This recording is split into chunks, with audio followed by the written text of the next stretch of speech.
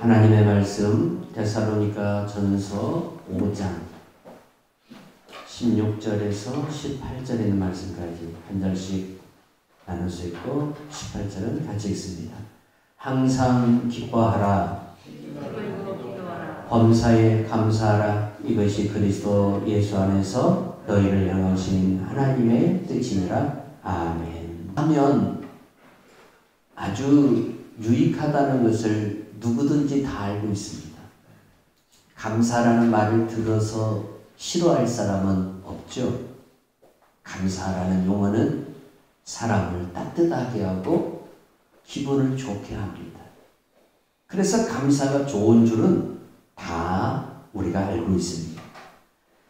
또한 감사하면 좋은 일이 일어난다는 그러한 우리들의 생각 또한 우리의 생활 속에서 많이 가지고 있기 때문에 감사가 우리에게 얼마나 많은 유익을 준다는 것도 다 알고 있습니다. 그런데 이게 너무 흔하다는 겁니다. 흔하기 때문에 사람들은 귀하게 여기지를 못합니다. 지난 시간에 이어서 데살로니가전서 5장에 있는 말씀은 계속해서 여러분들에게 말씀 전하고 있습니다. 항상 기뻐하라는 말씀을 전했습니다. 쉬지 말고 기도하라는 말씀을 전했습니다. 오늘은 범사에 감사라는 이 말씀을 전합니다. 너무나 우리가 잘 알고 있는 말씀이고 어느 집에 신방을 가면 벽면에 이 귀한 성경 구절이 걸려져 있는 집들도 있고 어느 가게를 가면 또한 이러한 성경 구절이 걸려져 있는 그러한 사업장도 만나게 됩니다. 그러나 정말 이 속에 담겨져 있는 하나님의 비밀을 우리가 얼마나 알고 살아가는지, 왜 하나님께서 항상 우리에게 기뻐하라고 말씀하셨고 쉬지 말고 기도하라고 하셨고 범사에 감사하라고 하셨는지 이 말씀 속에 숨겨진 하나님의 비밀을 많이 알고 얼마나 우리가 그걸 또 알기 위해서 노력하며 살아가는 사람인지는 우리 스스로 판단해야 될 일이죠. 나는 얼마나 오늘 감사하고 살아갑니다.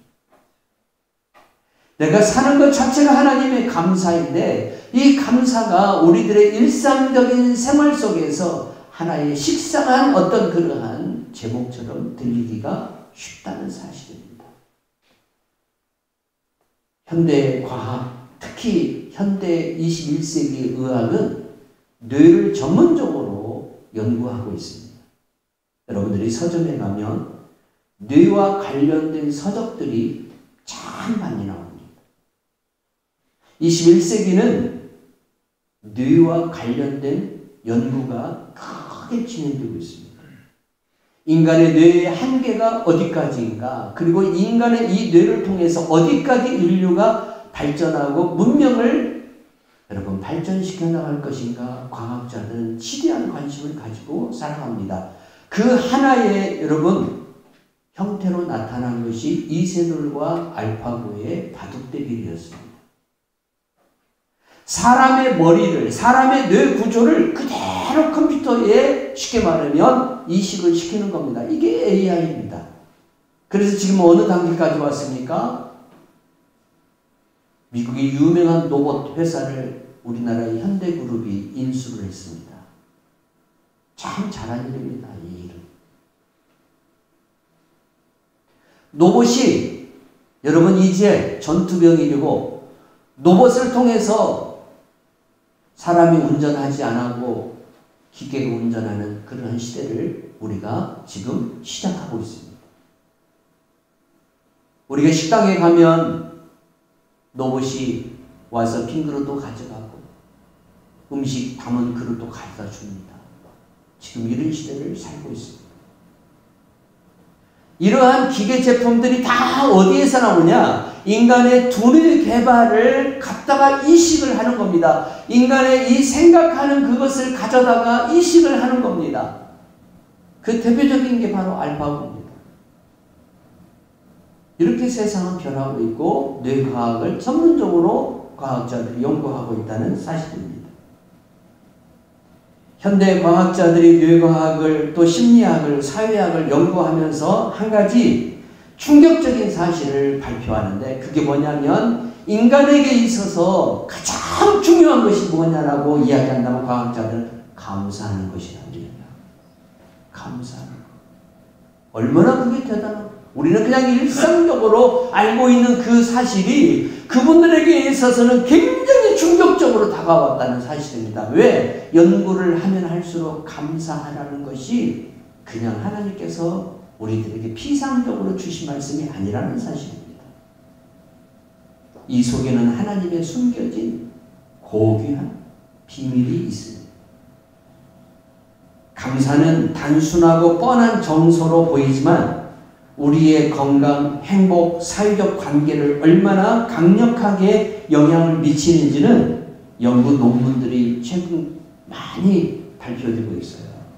과학자들을 통해서 인간의 두뇌에서 만들어지는 이 감사의 생각, 감사의 행위, 감사의 언어가 어떤 결과를 우리 삶 속에 미치는지를 많이 발표하고 있어요. 우리가 이런 데 좀 눈을 떠야 돼요. 왜 성경이 범사에 감사하라고 주님이 바울 사도를 통해서 우리에게 말씀하셨는가? 과학자들의 그러한 발표를 보면 그래서 하나님께서 우리들에게 감사하라고 하셨구나. 이걸 알 수밖에 없어요. 이걸 깨달을 수밖에 없어요. 그런데도 교회에서 감사가 유행어처럼 많이 사용되다 보니까 모든 사람들이 정말 많은 사람들이 감사라는 것을 피상적으로만 생각한다는 사실입니다. 우리가 알아야 할 것은 감사가 타인과 매우 밀접하게 연결되어 있다는 사실을 알아야 됩니다. 감사는 관계성에서 나타나는 것입니다. 내가 누군가와 관계를 맺어요. 그 관계를 통해서 누군가로부터 뭔가를 받아요. 그럴 때에 나에게서 뭐가 나타나냐? 감사가 나타나는 거예요. 관계성이 온전하지 못할수록 그 사람에게는 감사가 희박해져요. 감사가 없어요. 내가 하나님과의 관계가 온전해지면 내 입에서 하나님을 향한 감사가 넘칠 수밖에 없어요. 그러나 내 안에서 하나님에 대한 그 은혜가 소멸되면 소멸될수록 내 입에서는 감사가 나오지를 않아요. 감사는 관계성이에요. 관계성을 통해서 나오는 거예요. 그래서 여러분 최근 과학자들이 이것을 교육에다가 접목을 시켜요. 어렸을 때부터 감사 훈련을 시키자는 거예요. 이 감사 훈련을 교육과정을 통해서 아이들이 관계성이 회복되고 이 관계가 얼마나 중요한 것이냐를 깨닫게 된다는 거예요. 현대 아이들이 왜 이렇게 많은 문제들을 가지고 있습니까? 감사할 줄 모릅니다. 당연한 게 아닙니다. 당연하게 알아요. 부모가 나에게 이전 세대들이 이후의 세대들에게 뭘 해주면 그걸 당연하게 알아요. 감사가 없다는 거예요. 감사라는 것이 모르니까 뭐가 돼요? 관계성이 없어요. 관계성이. 이전 세대와 이후 세대, 또 부모와 자식 간에, 혹은 여러분 친구와 친구 간에 모든 사회적인 관계성이 어떻게 되는 거예요? 불투명해지고 불합리해지고 불평스럽게 되어지는 겁니다. 그래서 21세기 의사들이, 21세기 과학자들이, 뇌과학을 특히 연구하는 분들이 이 감사를 교육과정에 접목시켜야 된다라고 강력하게 주장하는 것이 무엇 때문일까요? 관계성을 회복시킨다. 사회성을 회복시킨다는 겁니다. 그만큼 이 감사가 우리 삶에 엄청난 영향을 미치고 있다는 사실입니다. 감사는 타인으로부터 나를 인정받는 것에서 출발하므로 사회적 관계를 중요하게 여깁니다. 감사라는 이 고백은 누군가와 관계를 통해서 이루어져요. 그러면 그 사람과 나와 감사의 관계가 된다는 것은 그 사람과 나와 관계가 그만큼 밀접하고 좋다는 뜻이에요. 그 사람과 나와 관계가 틀어지면 감사가 나오질 않아요. 관계성이 회복될수록, 관계가 좋을수록 감사가 넘치게 되어 있어요. 내가 하나님과 관계가 좋아 보십시오. 내게 있어서 불평할 수밖에 없는 일들, 내게 있어서 원망할 수밖에 없는 일들도 감사로 나옵니다. 감사로 나옵니다. 감사는 나와 하나님과 관계를 말하고 나와 타인과 관계를 말하고 있어요. 내가 그 관계를 어떻게 맺느냐에 따라서 내 입술에서 감사가 나올 수도 있고 불평, 원망이 나올 수도 있다는 사실입니다. 에베소 4장 5절 보세요. 5장 4절 보세요. 누추함과 어리석은 말이나 희롱의 말이 마땅치 아니하니 오히려 감사하는 말을 하라. 최근 과학자들이 감사에 대한 연구를 할 때에 동물 하나를 실험의 대상으로 삼습니다. 그게 어떤 동물이냐면 카푸치노 원숭이입니다. 이 카푸치노 원숭이는 지능을 가지고 있는데 우리 어린아이 4살 아이의 지능을 가지고 있습니다. 그런데 4살 아이와 카푸치노 원숭이에게서 공통점이 발견됐습니다. 뭐냐면 카푸치노 원숭이가 자기 그 원숭이들의 사위가 있어요. 그 집단, 사회 구성원들의 하나의 개체들이란 말이에요. 이 개체들이 누군가 다른 원숭이로부터 도움을 받으면 반드시 그 원숭이에게 감사의 행위를 한다는 겁니다. 신비합니다. 4살 아이에게 이게 나타납니다. 할머니에게 좀 줄래? 할아버지에게도 좀 줄래? 줍니다. 왜 줄까요? 그분들이 나에게 주었기 때문에. 그분들이 나에게 뭔가 베풀었기 때문에 자신도 베풉니다. 이게 카푸치노 원숭이에게서 나타난다는 겁니다. 심지어 자기에게 어떤 좋은 것을 베풀었던 원숭이가 늙어서 죽었거나 어떤 사고로 죽었을 때에 이 카푸치노 원숭이는 어떻게 감사를 표현하냐면 자기들의 그 집단 사회에 공익적인 일로 감사를 표현하더라는 겁니다. 사람보다 낫습니다. 사람보다 나아요, 동물이. 하나님께 감사하지 못하는 삶을 살아가는 사람. 하나님의 감사를 망각하고 살아가는 사람은 죄송하지만 카푸치노 원숭이보다도 못한 삶을 살아갑니다. 로마서 8장을 보세요. 18절에서 22절 말씀 같이 읽어요. 생각하건대 현재의 고난은 장차 우리에게 나타날 영광과 비교할 수 없도다. 피조물이 고대하는 바는 하나님의 아들들이 나타나는 것이니 피조물이 허무한 데 굴복하는 것은 자기 뜻이 아니오 오직 굴복하게 하시는 이로 말미암음이라. 그 바라는 것은 피조물도 썩어짐의 종노릇한 데서 해방되어 하나님의 자녀들의 영광의 자유에 이르는 것이니라. 피조물이 다 이제까지 함께 탄식하며 함께 고통을 겪고 있는 것을 우리가 아느니라. 아멘. 바울이 로마서 8장에서 어떤 얘기를 하냐? 인간 이야기를 하다가 다른 피조물 이야기를 해요. 인간 말고 다른 피조물들. 어떤 피조물들이냐면은 유생물들, 식물이나 동물들을 가리키는 말이에요.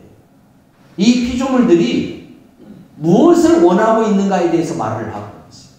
뭘 원하냐면 하나님의 아들들이 회복되기를 원한다. 하나님의 아들들. 이게 무슨 말일까? 참 궁금했어요. 이 말이 무슨 말인가. 그래서 헬라어 원문을 쭉 살펴보니까 어떤 내용이 나오냐면 동물들이나 식물들이 원래 하나님께서 선하게 그들을 지으셨어요. 하나님께서 동물이나 식물을 만드시고 뭐라고 그랬습니까? 하나님 보시기에 좋았더라. 하나님이 선하게 지었습니다. 그리고 그 동물들과 식물들을 누구에게 주었냐면 사람에게 주었습니다. 사람에게 주었어요. 아담과 하와에게 다 이름을 명칭하게 만들고 하나님께서 아담과 하와를 통해서 그것들을 다스리고 정복하게끔 만들어 주셨어요. 그런데 아담이 범죄합니다. 그 범죄의 대가는 혹독히 합니다. 죽습니다. 죽는 걸로 끝나지 않습니다. 영영한 지옥으로 내려갑니다. 그런데 사람만 그 고통을 당하면 당연하다고 볼 수 있어요. 왜? 사람은 자기가 죄지어서 얻은 값이기 때문에. 그런데 왜 동물들도 죽어야 되고 식물들도 죽어야 되냐 이거예요. 얘네들이 죄지은 건 아니잖아요. 사람이 죄를 짐으로 인해서 그 죄의 값이 얘네들까지 영향을 미치게 된 거예요. 얘들도 죽게 된 거예요. 동물들도 죽고 식물들도 죽고. 그 이유는 다른 데 있는 게 아니라 하나님이 모든 천지 만물을 인간에게 주었기 때문에 인간의 소유가 되는 거예요. 근데 인간이 타락함으로 말미암아 인간이 소유가 하고 있는 것들조차도 다 죄의 고통을 받도록 만들어 놓으셨어요. 그래서 이 피조물들이 원하는 것은 아니에요. 원하지는 않았어요. 죄는 인간이 졌지만 고통은 피조물이 받는 거예요. 원하지는 않지만 인간이 지은 죄에 굴복할 수밖에 없는 상황이었어요. 이 피조물들이. 그래서 이 피조물들이 무슨 생각을 하느냐? 하나님께서 이 피조물들에게 혼을 주셨어요. 베시라는 히브리어인데 혼을 주셨어요. 생명을 주셨어요. 그래도 이 살아있는 생명체가 하나님을 찬양하고 하나님 앞에 영광을 돌리는 생명체로 살아가고 싶은데 인간이 죄를 지어서 그 죄의 값이 자기들에게까지도 영향을 미침으로 인해서 그 죄의 값에 굴복할 수밖에 없는 거예요. 그래서 이 피조물들이 뭘 원하느냐? 빨리 하나님의 아들들이 회복되었어요. 하나님의 아들들이 회복되었어요. 자기들도 하나님의 영광에 참여하기를 원해요. 동물이 죽어서 천국 간다는 말이 아니에요. 식물이 죽어서 천국 간다는 뜻이 아니에요. 하나님께서 이 식물이나 동물들을 만드신 본연의 그 사명이 있어요. 본연의 본질이 있습니다. 그 사명은 인간을 유익하게 하고 인간을 행복하게 하는 겁니다. 그런데 동물이나 식물이 인간을 행복하게도 하지만 반대로 인간을 잔인하게 징계하는 하나님의 도구로 쓰일 때가 있다는 겁니다.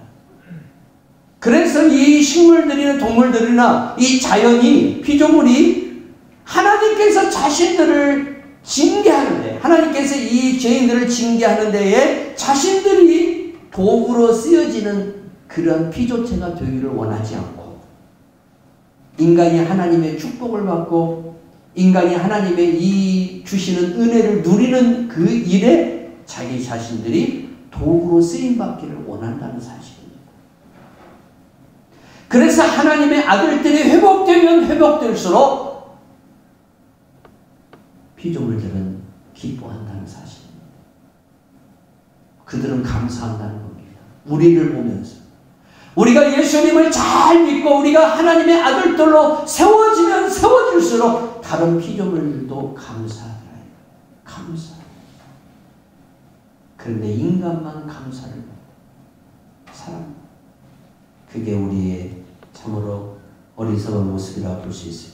이 사실을 시편 19편 1절에서 6절에서 다윗은 이렇게 말하고 있어요. 하늘이 하나님의 영광을 선포하고 궁창이 그의 손으로 하신 일을 나타내는도다. 날은 날에게 말하고 밤은 밤에게 지식을 전하니 언어도 없고 말씀도 없으며 들리는 소리도 없으나 그의 소리가 온 땅에 통하고 그의 말씀이 세상 끝까지 이르로다. 하나님이 해를 위하여 하늘의 장막을 베푸셨도다. 해는 그의 신방에서 나오는 신랑 같고 그의 길을 달리기 기뻐하는 장사 같아서 하늘 이끝에서 나와서 하늘 저 끝까지 운행하며 그의 열기에서 피할 자가 없도다. 아멘. 저 태양조차도 하나님의 아들들이 회복되기를 원한다는 거예요.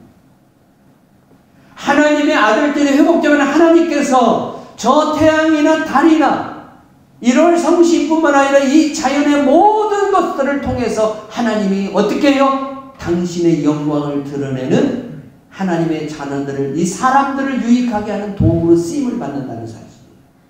그런데 인간이 죄를 지면 죄를 지을수록 하나님은 이 1월 성신뿐만 아니라 이 자연의 모든 피조물을 통해서 인간을 징계하고 인간을 저주하는 도구로 쓴다는 거예요. 그래서 피조물들이 인간을 저주하는 도구로 쓰임받기를 원치 아니하고 인간이 행복해지고 인간이 더 하나님 앞에 영광을 돌리는 기쁨의 삶을 살아가기를 원한다는 거예요. 그래서 인간이 회복되면 하나님의 백성으로 회복되면 회복될수록 이 자연 피조 만물들도 하나님께 감사하다. 자연도 감사하고 삽니다. 그걸 로마서 8장에서 지금 바울이 말씀하고 있는 겁니다. 만물의 영장인 인간이 타락함으로 인간이 소유하고 있는 모든 것들도 다 죄에 굴복하게 되어 있어요. 그래서 하나님 보시기에 선한 것이 없는 거예요. 다 타락했어요. 모든 만물이 다 타락했어요. 자신들이 죄를 지어서 타락한 게 아니에요. 인간이 죄를 지어서 여러분 저런 동식물들도 저주를 받은 거예요. 그래서 이 동식물들이 인간이 하나님의 백성으로 회복되면 회복될수록 기뻐하고 즐거워하고 감사한다는 겁니다. 오늘 우리가 이걸 알아야 됩니다. 하나님은 우리에게 감사하라고 했습니다. 감사는 우리에게 유익을 줄 뿐만 아니라 행복을 줍니다. 삶을 만족하게 하고 삶을 충만하게 하고 기쁨과 희락과 열정이 넘치고 긍정적인 정서를 우리 안에 제공하는 게 뭐냐? 감사합니다. 똑같은 일을 겪을지라도 감사하는 사람이 있고 불평하는 사람이 있어요. 불평은 입에서, 원망은 입에서 제거해야 됩니다. 감사는 충만해야 됩니다. 넘쳐야 합니다. 그래야 하나님이 기뻐하신다는 사실입니다. 의학적으로는 감사를 많이 하면 두통이 사라지고 소화기 계통이 건강해지고 기관지염이 또 수면장애 등이 사라지는 것을 의사들은 고백합니다. 신기하지 않습니까? 여러분이 약 안 먹어도 감사만 제대로 해도 건강하게 살 수 있다는 사실을 의사들이 발견해내고 있습니다. 의사들이. 이게 여러분 목사님들이 그냥 하는 소리 같으면 목사님 무슨 데이터를 가지고 이런 소리를 합니까? 라고 이야기하겠지만 의사들이 한 이야기를 의사들이 연구 논문 발표한 것을 데이터를 가지고 말씀을 하니까 안 믿을래 안 믿을 수가 없죠. 과학적인 것. 안 믿을래 안 믿을 수가 없어요. 감사는 사람들이 일반적으로 하는 것이다 라고 생각하기 쉬운데 최근에 뇌과학자들이 또 심리학자들이 사회학자들이 연구 발표하는 것을 보면 인간의 삶에 엄청난 영향을 주죠. 정말 엄청난 영향. 그래서 최근에 어떤 책들이 나오느냐? 감사를 재발견하는 거예요. 이 감사라는 것이 얼마나 우리들에게 유익한 것인가 우리가 다시 알아보자 이거예요. 다시 알아봤더니 우리가 이전에 알고 있던 감사의 유익과는 비교할 수 없는 하나님의 비밀이 여기 숨어 있어요. 이걸 여러분 누가 발견했느냐? 과학자들이 발견했는 과학자들. 목사님들이 감사하라 감사하라 하면은 교인들이 그걸 그냥 그렇게 알아들어요. 그냥 우리 목사님 감사하라는 것 같다. 그리고 어쩌다가 한번 감사할 일이 있으면 그때 감사하죠.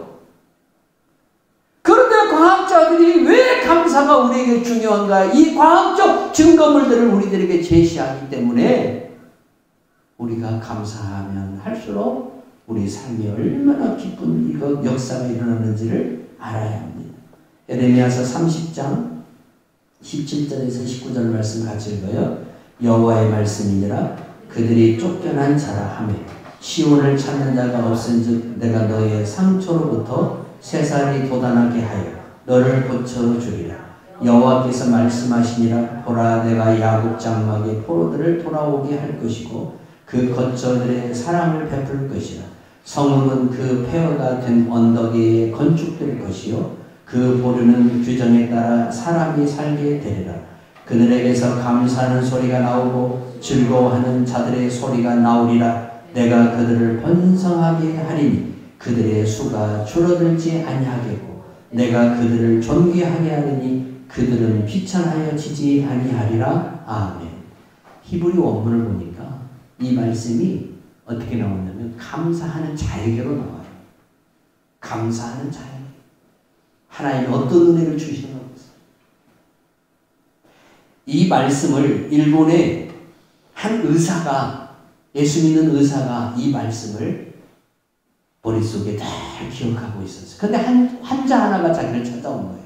이 환자의 이름은 누구냐면 가와카미 기이치라는 사람인데, 이 기이치라는 사람이 2차 세계대전의 일본군 장교로 전쟁터에 나가서 많은 사람들을 죽이고 부수고 하는 이 장면들을 다 봤잖아요. 그리고 자기가 직접 했잖아요. 그리고 이제 패전국인 일본으로 돌아와서 보니까 이건 비참해서 살 수 없는 지경이를. 그래서 날마다 술을 먹고 짜증이 나고 원망하고 불평하면서 그렇게 인생을 살다가 정신병 직전까지 갔어요. 그리고 이제 한 병원을 찾아갔는데 그 병원 의사 선생님이 바로 후치다 씨였어요. 예수 믿는 분이었는가 봐요. 이분이 에레미야 30장에 있는 이 말씀, 17절에서 19절에 있는 이 말씀을 어떻게 하느냐? 늘 기억하고 계시죠. 그래서 이 환자에게 뭐라고 얘기했냐면 하루에 10,000번씩 감사하십시오. 의사 진단의 처방은 그거 있습니다. 하루에 10,000번씩 감사하십시오. 환자가 듣겠습니까?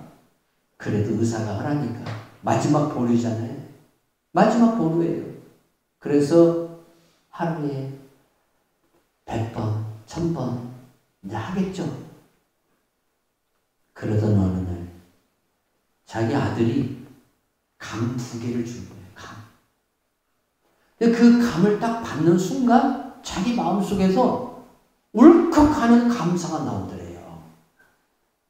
이 어떤 쉽게 말하면 형식적인 감사가 아니라 이 마음속 깊은 곳에서 나오는 그 감동 어린 감사가 나오더래요. 그래서 감사합니다 라고 고백을 했는데 그 순간부터 어떤 일이 벌어지기 시작하면 이 사람의 굳어있는 몸, 꼼짝 못하고 있는 중풍병 증세와 비슷해요. 굳어진 몸이 풀어지기 시작합니다. 그러면서 이 사람이 계속 진심으로 감사의 고백을 하면서부터 완전한 몸을 입었어요. 실제적으로 있었던 일입니다. 성도 여러분, 감사합니다라는 말을 에레미야 선지자가 우리들에게 하랍니다. 바벨론 포로에 끌려가 있음에도 그들은 감사합니다. 그러면 하나님께서 다시 땅에 건축하게 하고 다시 그 땅을 회복하게 하고 다시 그 땅에 하나님께서 은혜를 주시겠다고 말씀하십니다. 민수기서 16장 1절에서 2절에 보니까 여러분 고핫 자손의 자손 중에 한 사람인 고라가 나옵니다. 성경에 나오는 인물 중에 제일 원망하고 불평하는 사람. 불평도 많고 불만도 많고. 이 사람 어떻게 죽습니까? 화로에서 불이 나와서 불에 태워서 죽고 고라와 함께 했던 자들은 땅이 갈라져서 지진으로 땅이 갈라져서 그 땅 속에 다 숨을 내버립니다. 하나님께서 이 장면을 통해서 무엇을 모세에게 가르쳐주느냐? 여호와께 감사하라. 여기까지 나를 인도하시고 앞으로 나를 인도하실 하나님께 감사하십시오. 내가 지금까지 오면서 어떤 일이 있어도 다 감사하십시오. 그게 좋은 일이든 좋지 않은 일이든 하나님께서 인도하신 내 인생의 삶이라는 겁니다. 감사해야 됩니다. 감사의 우두머리가 되십시오. 감사의 우두머리가 돼야 돼요.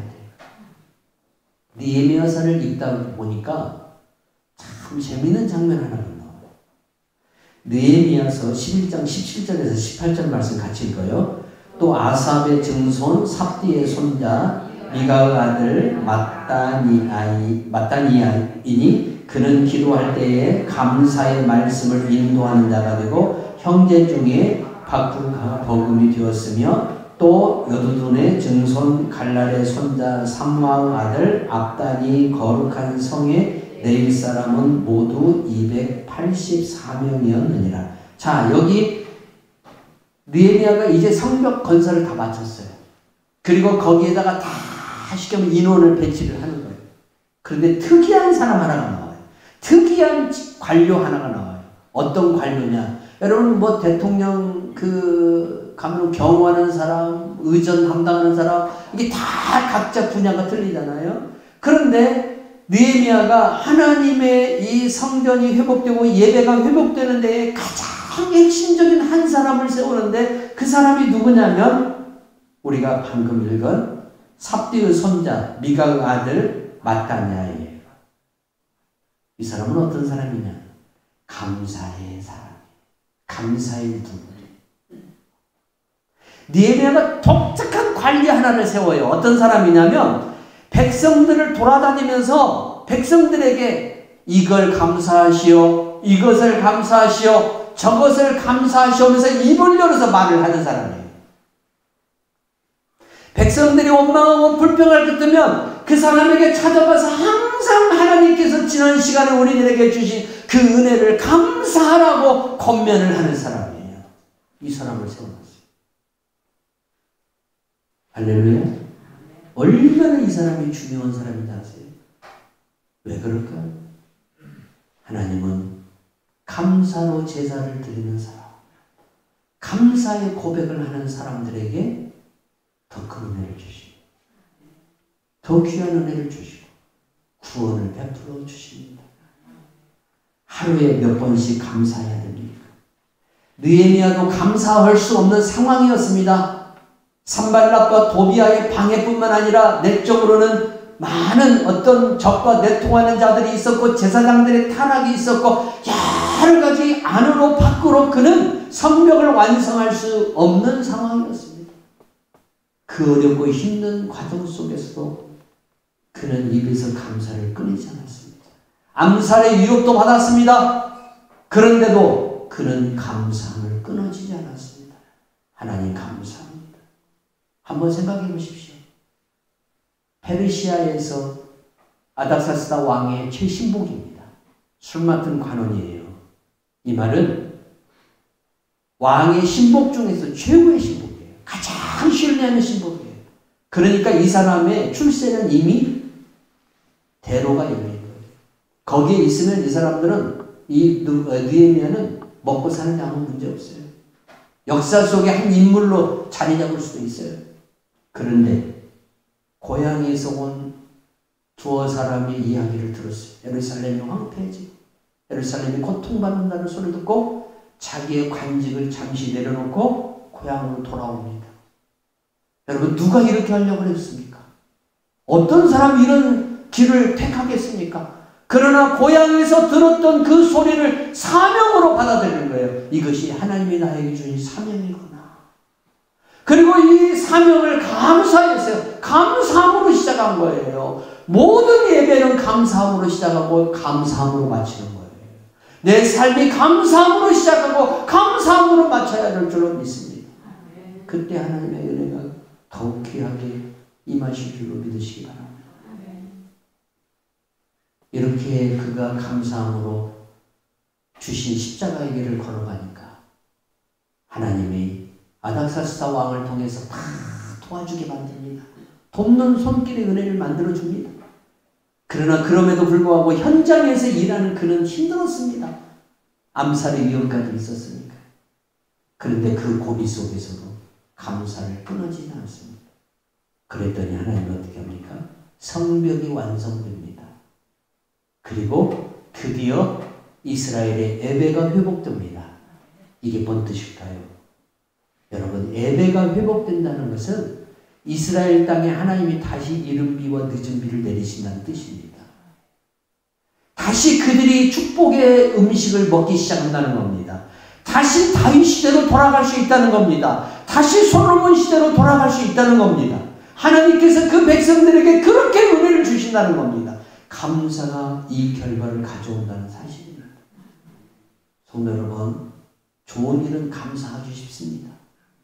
그러나 좋지 않은 일, 어렵고 힘든 일, 짜증나는 일, 감사하기 쉽지 않습니다. 그러나 감사는 명령입니다. 범사에 감사하라. 감사 좀 해주세요. 제발 부탁이에요. 바울은 그렇게 성경을 기록하지 않았습니다. 그것이 하나님의 명령이라는 겁니다. 내가 감사할 수 없는 상황에서도 감사하는 사람. 감사할 수 없는 상황에서 감사의 우두머리를 세워서 이스라엘 백성들로 하여금 감사하게끔 했던 이 느헤미야의 모습을 우리가 오늘 배워야 한다는 거예요. 감사가 얼마나 중요하냐. 감사만 전문적으로 하는 관료를 세워놨겠어요? 여러분, 오늘 하루 감사함으로 시작했습니까? 어제 저희 자녀 결혼식을 하는데 아침에 일찍 제가 붓고 있는 곳으로 오라고 그랬습니다. 신랑 신부는 오시어 기도하고 오늘 이 예식을 하나님 앞에 영광 돌리고 왔습니다. 그리고 축복 기도를 해줬습니다. 이제 놀라운 역사가 일어났습니다. 뭐냐면 성령이 저를 감동하시고 제가 그 내 몸으로 느껴버렸습니다. 그리고 제 집사람이 옆에서 그 기도를 듣고 나중에 뭐라고 하냐면 목사님 기도가 오늘 틀립니다. 나도 알아. 성령이 나를 강하게 붙잡아주시고 그리고 이제 예식이 시작됐는데 참 미안했습니다. 신랑 측에. 왜? 신랑 측은 손님들이 많이 오는 우리는 전주에서 너무 멀려서 오지 말라고 제가 그래가지고 손님들이 없잖아요. 그런데 신부 친구들이 다수가 왔습니다. 그래서 감사했습니다. 또 하나는 이 친구들이 다니는 교회가 부산의 수영로 교회인데 수영로 교회 부목사님들이 오셔서 축하해 주시고 담임 목사 이기호 목사님이 주신 그 축의금도 전달하는 과정을 봤습니다. 장로님들이 장로 일동해서 축의금을 보내주시고 그래서 참 감사했습니다. 축복받은 딸입니다. 축복받은 딸입니다. 목사님들이 몇 분이 와서 각 축복을 해줍니까? 얼마나 감사한 일입니까? 더군다나 제가 메시지 겸 축사를 해줬는데 거기에 앉아있는 안 믿는 분들이나 믿는 분들이 다 감동을 받고 어떤 분들은 심지어 아멘 아멘까지 하면서 메시지를 듣는 분들이 있었습니다. 그래서 더 감사했습니다. 하나님은 감사하면 우리가 감사하면 더 좋게 해주시더라고요. 더 유익을 주시더라고요. 많이 감사하십시오. 하나님이 여러분들의 감사의 영광을 받으시고 감사는 항상 돌아가게 되어 있습니다. 여러분 누군가에게 뭔가 받았어요. 그런데 그 사람 절대 가만히 있지 않아요. 감사함으로 돌려줘요. 이게 감사의 원리예요. 하나님과 나와 관계도 그런 관계고 사람과 사람과 관계도 그런 관계라 이겁니다. 카푸치노 원숭이도 그 사회생활을 하더라 이겁니다. 4살 아동도 그것을 하더라 이겁니다. 우리가 하나님 앞에 그렇게 더 감사하고 믿음으로 살아가는 성도들이 되기를